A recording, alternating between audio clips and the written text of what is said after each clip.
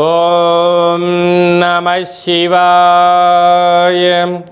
ఓం నమో నారాయణాయ. కర్మ నివారణ నరదృష్టి నివారణ కాళభైరవాయ నమః. ఓం మహాదేవ్యై చ విద్మహే విష్ణుపత్నీ చ ధీమహి తన్నో మహాలక్ష్మి ప్రచోదయాత్. హరి ఓం. మా ఛానల్కి స్వాగతం. చూస్తున్న వీక్షకులకు ప్రేక్షకులకు ప్రియ కాళభైరవ భగవద్బంధులకి స్వాగతం పలుకుతూ మమ్మల్ని ఎంతగానో ఆదరిస్తూ ఉండబడినటువంటి ప్రియ సోదర సోదరీమణులు అందరికీ కూడా అందరికన్నా ముందుగా దీపావళి పండగ మహాలక్ష్మీదేవి అమ్మవారి యొక్క ఆశీస్సులు. ధనత్రయోదశి, నరక చతుర్థి, దీపావళి పండగ అమ్మవారి యొక్క ఆశీస్సులు కలిగి సంపూర్ణంగా అందరిపైనను ఐశ్వర్యాన్ని, ఆనందాన్ని, ధనాన్ని ఇచ్చేటువంటి మహాలక్ష్మీదేవి అమ్మవారి యొక్క ఆశీస్సులు అందరికీ ప్రసరించాలని, ఎవరైతే ఏ వృత్తులలో ఉన్నారో వారందరికీ విజయాన్ని, ఐశ్వర్యాన్ని, ఆనందాన్ని ప్రసాదించాలని మనం కూడా మనసారా కోరుకుందాం, ఆశీర్వదించమని కోరుకుందాం.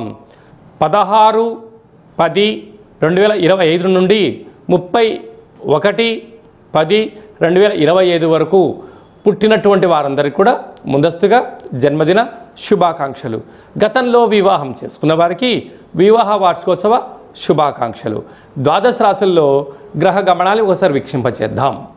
మిథున రాశిలో దేవగురు బృహస్పతి సంచార స్థితి, సింహరాశిలో కేతు సంచార స్థితి, కన్యరాశిలో శుక్ర సంచార స్థితి, తులారాశిలో త్రిగ్రహ సంచార స్థితి, రవి, కుజుడు మరియు బుధ సంచార స్థితితో బుధాదిత్య రాజయోగంతో తులారాశిలో సంచార స్థితి, కుంభరాశిలో రాహు సంచార స్థితి, మీనరాశిలో శని భగవానుడి యొక్క సంచార స్థితితో ద్వాదశ రాశుల్లో గ్రహ గమనాలు ఈ విధంగా ఉన్నాయి. వృశ్చిక రాశి వారికి వ్యయంలో త్రిగ్రహ సంచార స్థితి, అర్ధాష్టమ రాహుదోషం తొలగించుకొని మహాలక్ష్మీదేవి అమ్మవారి యొక్క ఆశీస్సులు ఎలా పొందాలో ఈ వీడియోలో సవివరంగా సంపూర్ణంగా తెలుసుకుందాం.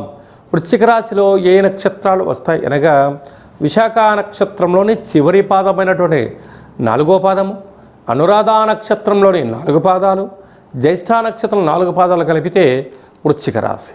రాశాధిపతి కుజ భగవానుడు.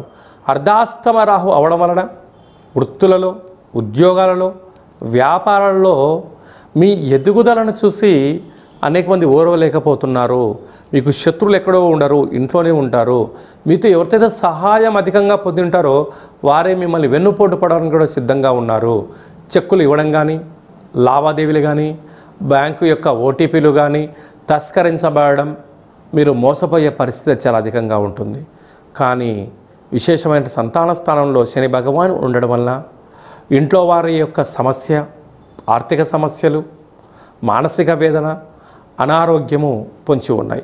అష్టమంలో గురు సంచార స్థితి ఉండడం వల్ల చెయ్యని పనులకు మీరు నింద మోయడం, మీరు అనకపోయినా మీరు అన్నారనేటువంటి అనేక రకాలమైనటువంటి ఇబ్బందులు గురయ్యే పరిస్థితి ఉంటుంది.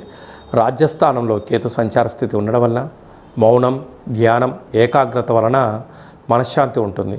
స్థిరాస్తులు, చరాస్తులు చాలా జాగ్రత్తగా పెట్టుకోగలగాలి. మీ లావాదేవీల విషయం కానీ, బ్యాంకు యొక్క స్థిర నిల్వలు కానీ 3వ వ్యక్తులతో చర్చించకపోవడం మంచిదిగా భావించగలగాలి.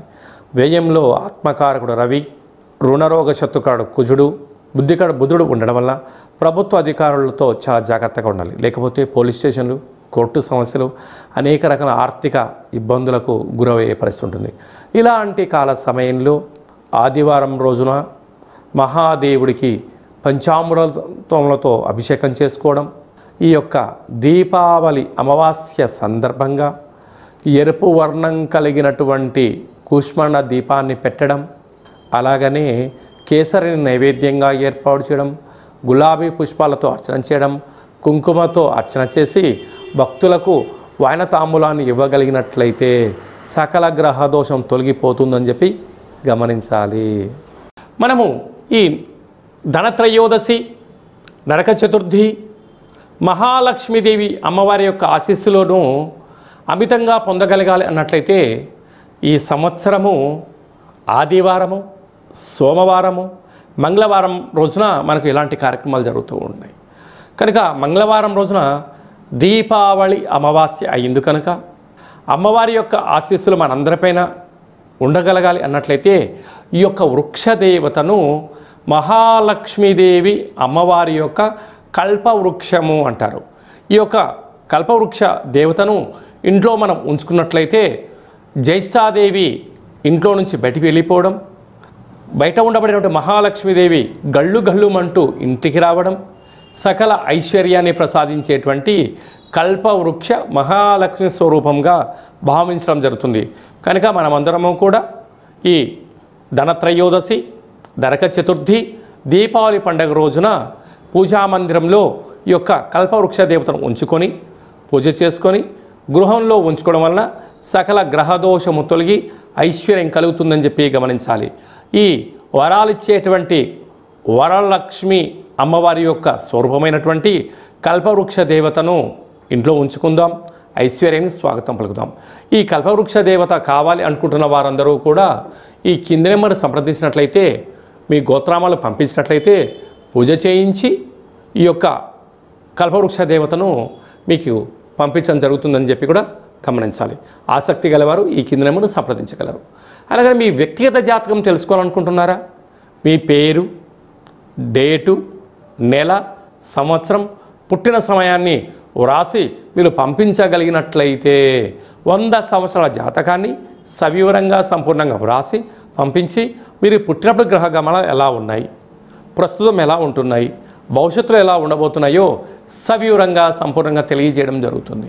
చాలామందికి పుట్టినటువంటి కాల సమయంలో డేటా ఆఫ్ బర్త్లో లేనటువంటి కారణం వలన మీ పేరు యొక్క మొదటి అక్షరాన్ని అనుసరిస్తూ రాశిని స్థితిగతులను తెలియచేస్తూ రమణ శాస్త్రం ద్వారా అనగా గవళ ద్వారా కాళభైరవ ఉపాసన చేత భూత భవిష్యత్ వర్తమానాన్ని తెలియజేయడం జరుగుతుంది. కనుక జాతకాన్ని తెలుసుకుందాం, జీవితంలో రాబోయే అదృష్టాన్ని ముందే తెలుసుకుందాం, అవరోధాలని అధిగమించే ప్రయత్నం చేద్దాము అనేటువంటిది చిన్న విన్నపం.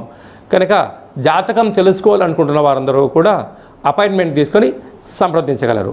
అందరికీ వరాలిచ్చేటువంటి వరమహాలక్ష్మీదేవి అమ్మవారి యొక్క ఆశీస్సులు ఉండాలని కోరుకుంటూ ఆశీర్వచనం. శతమానం భవతి శతాయు పురుష సతేంద్రియ ఆయుష్యేవేంద్రియే ప్రతిష్టతి ధనం ధాన్యం బహుపుత్రలాభం శత సంవత్సరం దీర్ఘమాయు. సర్వే జనా సుఖినో భవంతు, లోకా సమస్తా సుఖినో భవంతు. సర్వం మహాలక్ష్మీ దేవతార్పణమస్తు. హరి ఓం. ఈ వీడియో మీకు నచ్చినట్లయితే లైక్ చేయండి, షేర్ చేయండి, మా ఛానల్ని సబ్స్క్రైబ్ చేసుకోండి. ఆధ్యాత్మికమైన భక్తి సమాచారాన్ని భగవద్బంధులకు, మిత్రులకు, స్నేహితులకు చేరవేయండి. హిందూ ధర్మాన్ని కాపాడండి.